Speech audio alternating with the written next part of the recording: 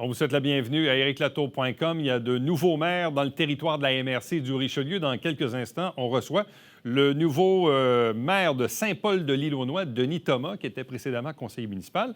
Et du côté de Saint-Blaise, un peu le même topo. Lui, il était conseiller depuis 16 ans. Il est maintenant maire. Il s'agit de Sylvain Raymond.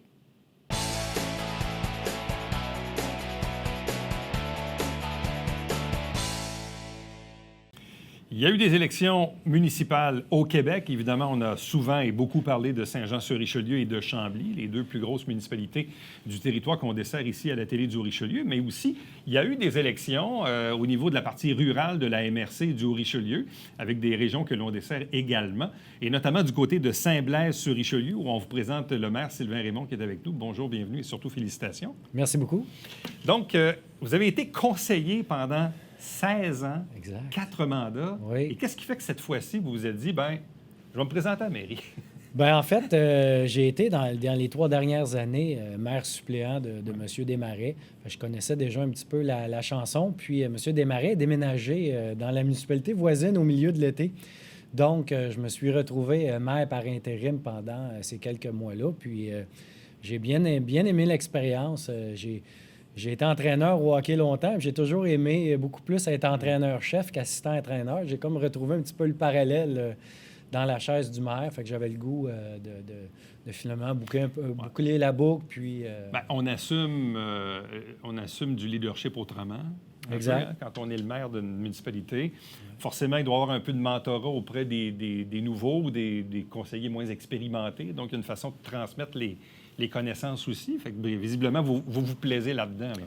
Oui, tout à fait. C'est un peu justement le thème de l'équipe. On perdait beaucoup d'expérience cette année. M. Desmarais qui a quitté, des conseillers qui ne revenaient pas, des changements aussi dans les employés municipaux. Fait que je trouvais que c'était beaucoup d'expérience. Fait que c'était un peu l'idée de cette expérience et relève, donc de garder des gens qui étaient en place et de préparer la relève pour que dans 4 ans, le conseil ne se vide pas encore puis qu'on perde tous les acquis. Là, il y a combien de nouveaux parmi les 6 conseillers? On en a 4. 4 sur 6? 4 nouveaux. Il y a Éric Lachance qui est conseiller sortant. M. Gaucher qui s'était présenté comme indépendant, qui est rentré. Puis on a également Bruno Paquette, je l'appelais ma relève d'expérience parce que c'est un monsieur qui a été présent à toutes les assemblées, qui est impliqué dans tout. Donc, même s'il n'a jamais été élu, il connaît bien les rouages municipaux. Donc, c'est un entre-deux, mettons. Et vos autres conseillers? Les autres, bien, on a 2 jeunes filles. On a notre plus jeune, Laurence, qui a 27 ans, qui est à Saint-Blaise depuis 1 an, qui est ambulancière, impliquée un petit peu dans tout. Fait que c'est une belle candidate. Puis on a Jade C. Chouanière, qui, elle, va être notre représentante. Elle est agricultrice ou également une jeune dame là, qui travaille en entraînement auprès des hommes et des femmes. Fait qu'un beau mix de gens qui représentent bien toutes les tranches d'âge, tous les sexes et toutes les régions de la municipalité. Avez-vous des agents d'immeuble aussi? On en a un. On a M. Desrochers, qui est une jeune recrue aussi, qui habite pas très loin de chez moi, qui a le goût d'amener un petit peu son expérience du milieu, nous donner un coup de main à voir comment est-ce qu'on peut aider à Saint-Blaise est un peu enclavé dans des zones inondables et des zones agricoles. Donc, c'est correct, il faut protéger tout ça.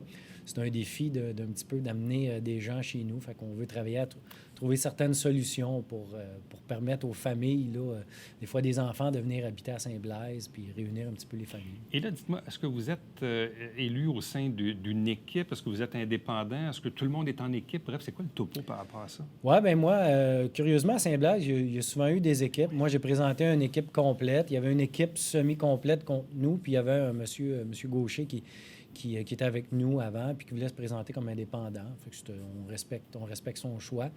Mais comme je dis toujours, tu sais, principe d'équipe, pour moi, c'est des gens qui ont le goût de travailler ensemble. On n'est pas un parti politique. Puis comme j'ai mentionné aux gens, les gens ont été élus, bien, c'est fini l'équipe Raymond. C'est des gens élus pour représenter les citoyens avec leurs idées, leurs opinions, puis qu'on ait des débats d'idées. Je pense que c'est sain, là. Fait que c'est juste de former un regroupement de gens avec qui on sait que ça va bien aller, avec qui j'avais le goût de travailler. La politique, c'est quand même du sérieux à Saint-Blaise, parce que je regarde ça au cours des 30 dernières années, mis à part quelques rares exceptions où il y a eu des élus par acclamation. Oui. Généralement, il y a tout le temps eu des confrontations, des équipes, il y a eu vraiment des batailles. Bref, évidemment, les gens aiment discuter des enjeux de Saint-Blaise. Là. Oui, puis ça a été une grosse année cette année. 15 candidats en élection, c'est beaucoup. Puis on avait à peu près jamais vu des affiches électorales dans Saint-Blaise. Il y en a eu de placardés un petit peu partout. Les deux équipes ont travaillé très, très fort. Comme je dis, Saint-Blaise a vibré au rythme des élections pendant 2 mois. Là. C'était quoi les principaux enjeux qui visiblement vous différenciaient de votre équipe ou de l'autre équipe, là? Bien, l'équipe de Mme Brosseau, moi, je travaillais avec Mme Brosseau pendant 8 ans, donc elle était assez à côté de moi. Fait que, la base est assez similaire, comme je dis, Saint-Blaise est une petite municipalité, on n'a pas de quartier industriel, donc il y a quand même une base qui est assez similaire. Moi, ce qui me démarque, je suis un gars de développement, un gars de gestion. Fait que vraiment, je suis un gars d'analyse. Fait que pour moi, tout l'aspect budgétaire, taxes, être vraiment intelligent dans les dépenses, c'est quelque chose qui était très important pour moi. Également, l'aspect humain, après 2 ans de COVID, là, on a travaillé beaucoup les infrastructures, ça l'a permis ça, mais on veut vraiment relancer les activités, reconnecter les gens. On a senti que les gens étaient encore isolés, encore seuls. Là. Fait que c'est vraiment quelque chose que moi qui me tenait à cœur de remettre de l'avant. Là, vous êtes rendu à combien de citoyens?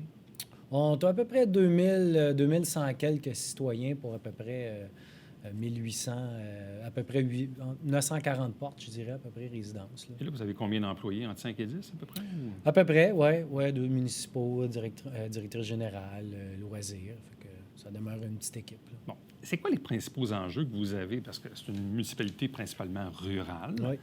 Quand même un petit village, il y a quand même des secteurs plus densément peuplés.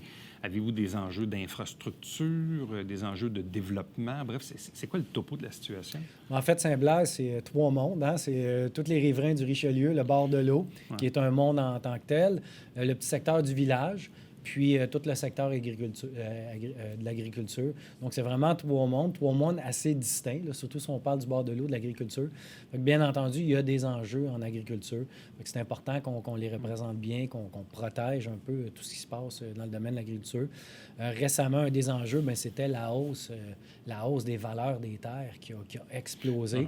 Puis nous, on était la première municipalité à adopter un taux de taxe différent pour les agriculteurs pour équilibrer justement la charge municipale, parce qu'ils se ramassaient à payer 30 quelques agriculteurs, quasiment 70 Il n'y a pas beaucoup de municipalités qui ont accepté de faire ça. Là. Non. Nous, on l'a fait par équité, puis je pense que ça a été bien accepté de tout le monde. Je pense que c'est une bonne manière d'être équitable envers tous.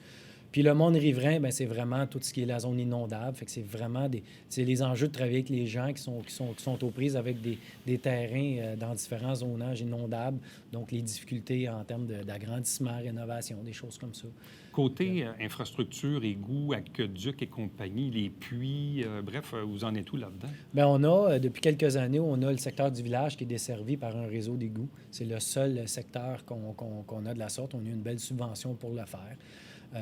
Pour la suite, bien, les gens, c'est des installations autonomes. Au niveau infrastructure, bien, on a eu vraiment des beaux projets. On est rendu avec une pump track là, qui fait l'envie de plusieurs municipalités voisines. C'est une espèce de petite piste de BMX là, en ciment là, qui est vallonneux. Là. Puis on a également installé des jeux d'eau qui sont très appréciés de notre camp de jour. Fait que c'est 2 infrastructures qui ont bénéficié de subventions de 100 là, on ne parle pas de 80, 70, 100 pour ces 2 infrastructures-là. Fait que l'équipe a travaillé fort pour aller chercher ça. Fait que c'est vraiment des gros projets qui nous ont permis d'économiser sur le budget de la Parce qu'en même temps, vous autres, sur le plan provincial, vous êtes dans le comté de Saint-Jean, donc représenté par Louis Lemieux. Oui. Parce que le comté est découpé de la façon suivante, donc Saint-Jean, Saint-Luc, l'Acadie, mais pas Iberville, évidemment. Mais il y a vous autres, Saint-Blaise aussi. Exact. Et je le sais parce que Louis Lemieux en parle des fois, mais même Dave Turcotte dit « Ouais, faut pas que j'oublie Saint-Blaise, faut pas que j'oublie Saint-Blaise. » Non. C'est le fun parce qu'on a une belle relation à cause de ça, parce que souvent, on est la petite municipalité dans le portfolio du député. député. Puis il prend soin de nous avec... il y a toujours des belles attentions pour Saint-Blaise. Bon. Avez-vous encore des terrains potentiellement développables au niveau résidentiel? Il en reste très peu. Je pense qu'on en a décompté environ 11 dans toute la municipalité, dont une grande majeure partie font partie d'un projet qu'on est en discussion, en développement avec un particulier qui en est propriétaire. Donc, c'est assez limité, comme j'expliquais. Là, on est enclavé dans du inondable. Vous êtes pas mal limité dans votre potentiel de développement. Oui. Bon. Puis au niveau du bord de l'eau, est-ce que les gens peuvent facilement obtenir des permis de rénovation ou d'agrandissement où il y a encore beaucoup de limitations à cause de la zone inondable? Exact. Il y a beaucoup de limitations, puis ça l'a empiré depuis que le premier ministre a décrété les IS, là, les zones d'intervention spéciale suite aux inondations qu'il y a eu en Outaouais. Fait que le 2,20 est devenu encore plus restrictif et un petit peu plus permissif dans le Vincent. Donc, ça dépend vraiment. C'est du cas par cas. Il faut voir quel type de zonage touche le terrain. Puis, mais ça demeure difficile pour les citoyens. Bon, parlant de bord de l'eau, finalement, comment s'est terminée l'histoire du Saint-Tropez qui faisait un peu de bruit puis qui visiblement dérangeait les gens qui restent pas loin? C'est super beau, le Saint-Tropez, mais en même temps, ça fait du bruit. Hein? C'est un lieu... un bar, un resto. Qu'est-ce que ça a fini, finalement? Bien, on a eu une rencontre assez mouvementée avec les citoyens qui a tombé à ma première assemblée à titre de maire par intérimaire. Fait que j'étais content de voir que tous les gens venaient me saluer de la sorte. Mais non, on a formé un comité. Tout le monde était réceptif, même les gens du Saint-Tropez. On a mis plusieurs actions en place, tout le monde ensemble, pour limiter la vitesse, les déplacements, éviter les stationnements un peu partout. Fait qu'on a vraiment réussi à tempérer ça. Je pense que ça a été apprécié. C'est arrivé, ça coïncidait aussi un petit peu avec la fin de l'été. On va être prête pour l'année prochaine. On a eu une bonne pratique. On croit qu'avec l'ouverture de toutes les activités, les festivals, les gens qui vont pouvoir voyager, je pense que le problème risque de ça va mieux s'équilibrer, là. Exactement. Ouais. On va pouvoir en revenir un petit peu à ce qui est une normalité. On est quand même heureux du succès du Saint-Tropez, mais je pense qu'on a quand même travaillé fort pour régler le problème. Mais comme on dit, on était heureux pour le succès, mais il faut juste travailler avec le... doser. Exactement, travailler avec le négatif que ça a apporté. Et vous arrivez de quel domaine, finalement? Qu'est-ce qui fait que vous vous êtes intéressé à Saint-Blaise? Qu'est-ce que vous faites dans la vie? Bien, moi, j'ai 2 chapeaux. Je suis journaliste automobile. Puis je suis également directeur du contenu et du développement. Donc, je fais des essais de véhicules. J'ai travaillé chez Autonet. J'étais 12 ans au guide de l'auto. Puis maintenant, je fais partie de l'équipe de RPM depuis 2 ans.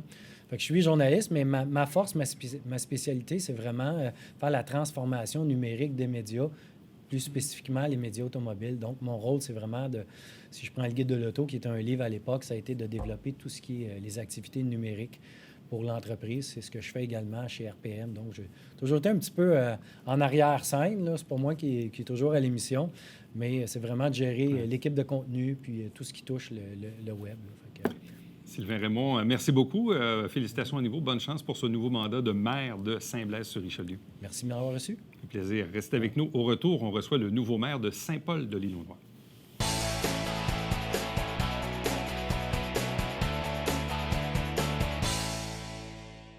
Salut, ici Alexandre Baudouin. Et François Trépanier. François, cette semaine à Sport Express, un show 100% samouraï MMA. Oui, avec le meilleur annonceur maison, Éric Aymard, et en deuxième partie, le combattant du main event, Michael Dufort, qui est Ça va frapper fort, mon cher. Manquez pas ça.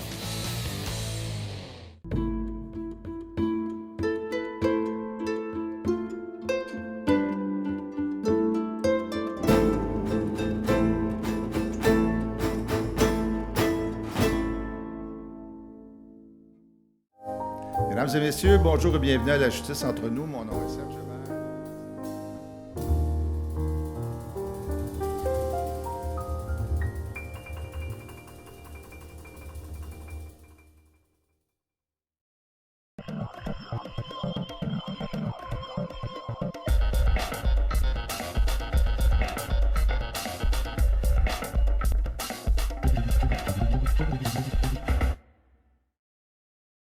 Mesdames et messieurs, bon matin et bienvenue à votre télé-bingo sur les ondes de télévision du Haut-Richelieu. Vous aimeriez jouer au bingo dans le confort de votre foyer? C'est possible. Tous les dimanches matins, 9h30, à la télévision du Haut-Richelieu, maintenant en haute définition au 609. Pour vous procurer les livrets du télé-bingo, c'est facile. Consultez la liste de nos 30 dépositaires au www.tvhr9.com.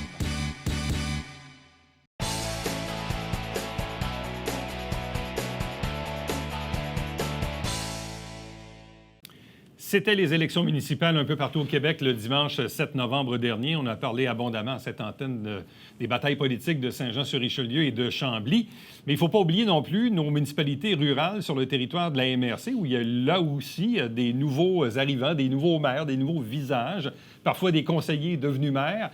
Et il y a quelques instants, on parlait de Saint-Blaise. Là, maintenant, on parle de Saint-Paul-de-l'Île-aux-Noix avec son nouveau maire, Denis Thomas. Bonjour et bienvenue et félicitations. Bonjour, merci beaucoup. Donc, vous étiez conseiller depuis les 8 dernières années, donc les 2 derniers mandats. Qu'est-ce qui fait que vous avez décidé cette année de faire le saut à la mairie?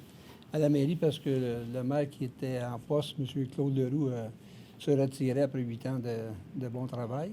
Puis, je vais y aller comme comme à la mairie parce que j'aime ça. J'aime la politique. Puis, je me suis toujours impliqué à Saint-Paul depuis 40 ans que je suis là. Fait que j'ai toujours été assez présent.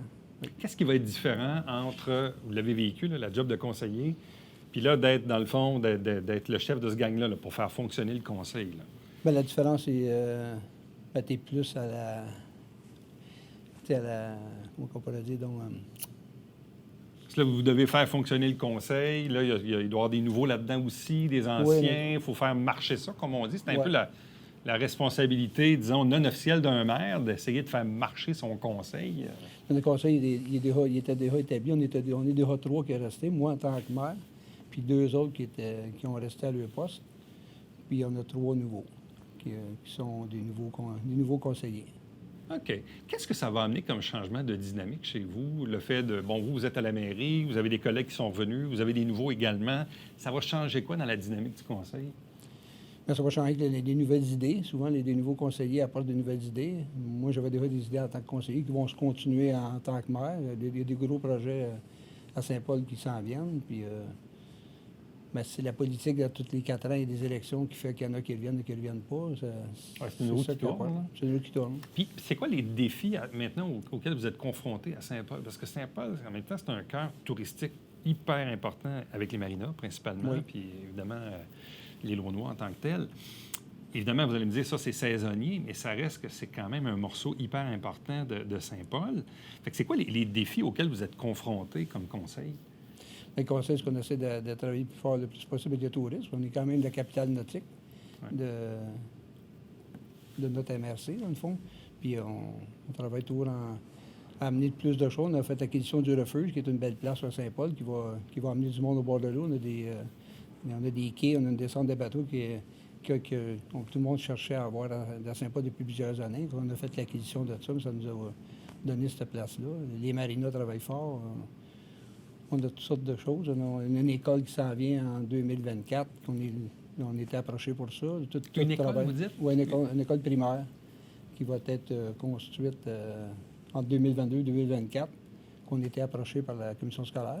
Parce que là, en ce moment, les jeunes de Saint-Paul, ils vont à Saint-Blaise? Ils vont à Saint-Paul, Saint-Blaise, la colle. Selon le Saint-Paul et... Selon où ils habitent, là. Selon où ils sont habitent. divisés en 3. En divisant en 3. Alors que là, avec la nouvelle école primaire...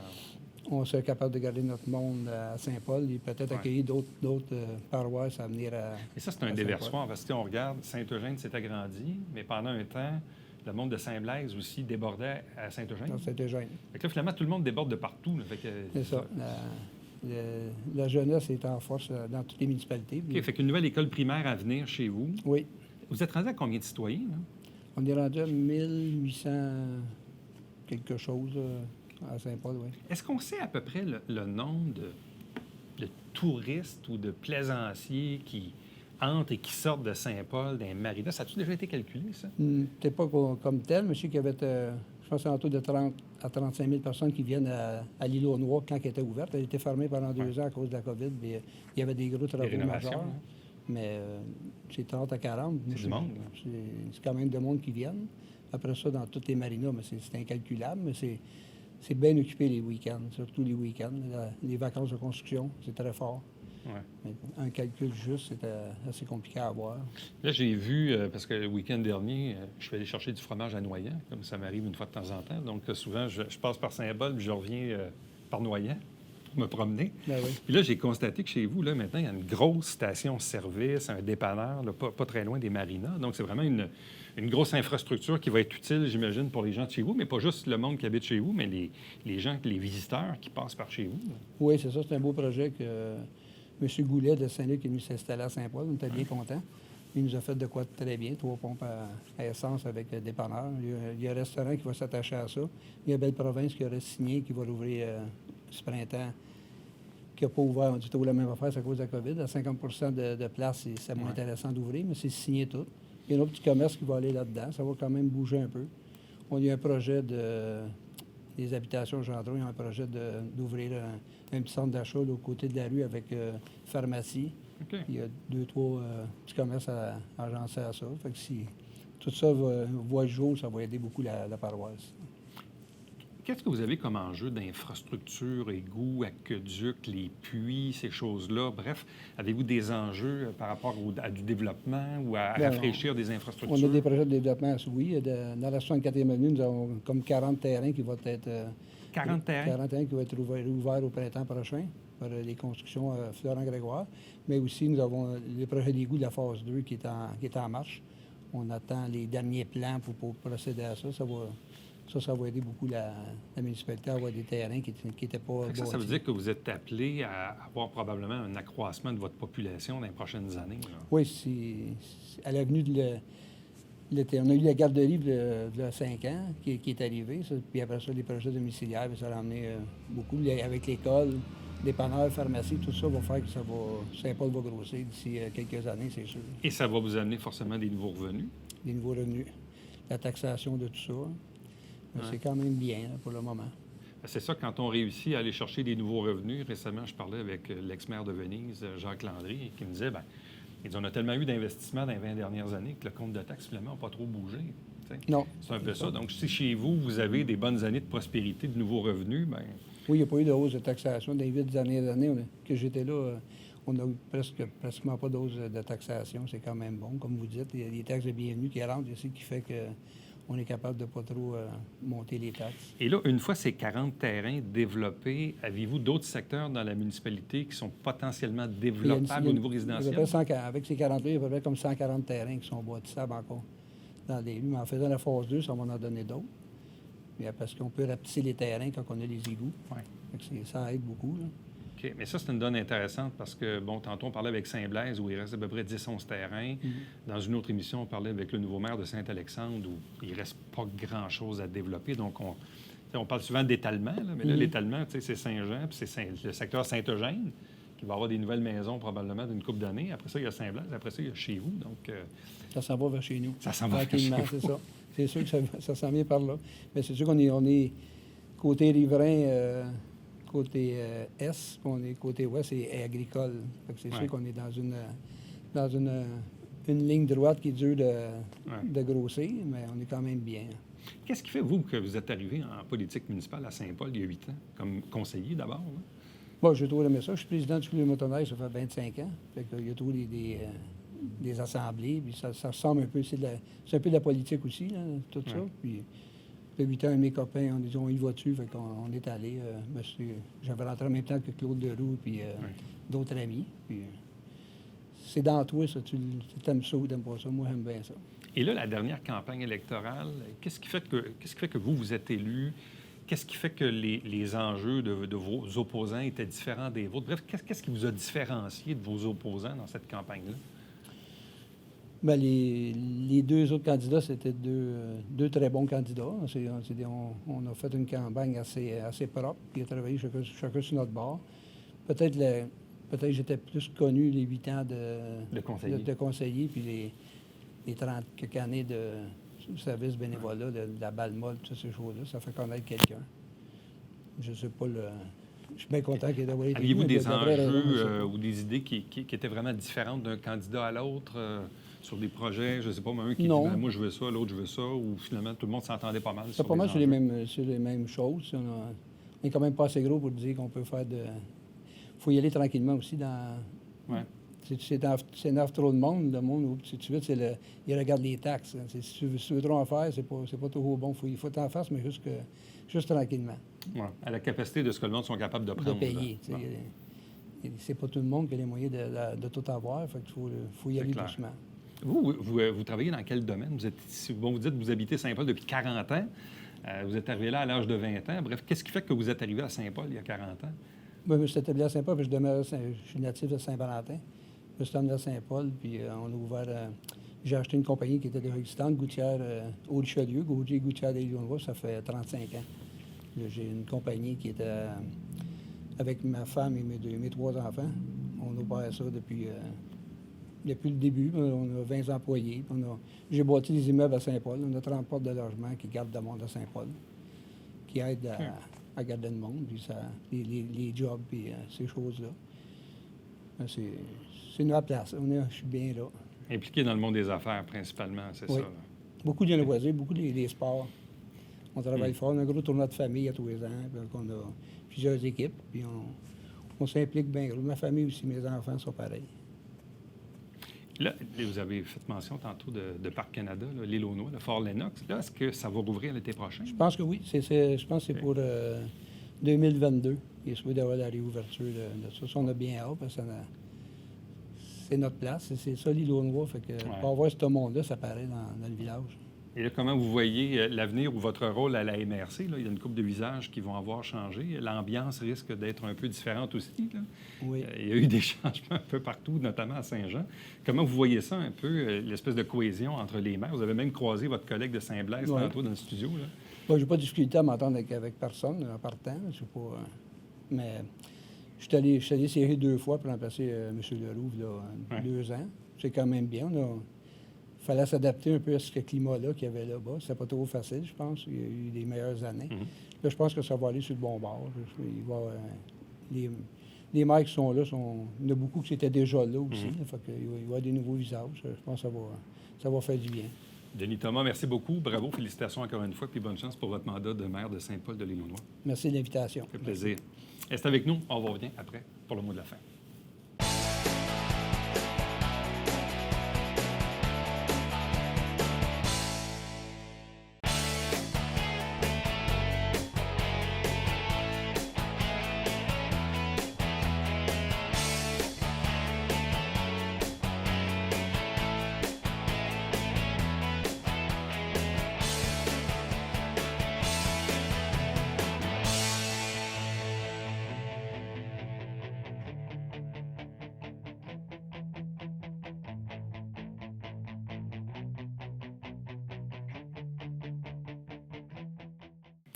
Il y a plusieurs activités, conférences auxquelles les femmes sont appelées à participer du côté du Centre de femmes du Haut-Richelieu, situé sur la rue Dorchester, pas très loin de l'ancienne église Saint-Gérard-Majella. Il y a plusieurs informations également que vous pouvez trouver directement en ligne sur leur site Internet. L'adresse est à l'écran. À demain. Bye-bye.